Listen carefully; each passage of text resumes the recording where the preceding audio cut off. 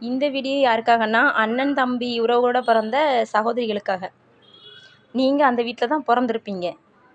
அண்ணன் எவ்வளோ கஷ்டப்படுறான், தம்பி எவ்வளோ கஷ்டப்படுறான்னு உங்களுக்கு தெரிஞ்சிருக்கும். கல்யாணம் முடிஞ்சோனே மருமகளும் சரி, அவங்க வேற எங்கேயோ அவங்க வீட்லேருந்து செஞ்சு போடலாம். நல்லது கெட்டது அவங்க பார்க்கலாம். அண்ணனும் தம்பியும் அப்படி நல்லா இருந்தா சந்தோஷப்படுங்க. நல்லா இருக்கான், நமக்கு செய்யலை அப்படிங்கிற எண்ணத்தை மட்டும் வளர்க்காதீங்க. ஏன்னா, நம்ம கூட பிறந்த பாவத்துக்கு கல்யாணம் முடிச்சு வைக்கிற வரைக்கும் செலவு பார்ப்பாங்க.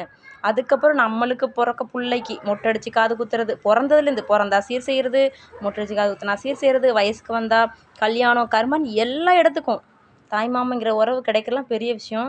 அதனால நம்ம அண்ணன் நம்மளுக்கு செய்ய மாட்டேன்றான், தம்பி செய்ய மாட்டேன்னு யாரும் நினைக்காதீங்க.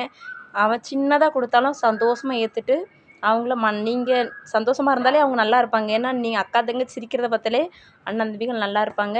கூட பிறந்த அண்ணன் தம்பி கொஞ்சம் கஷ்டப்படுத்தாமல் இருங்க. என்ன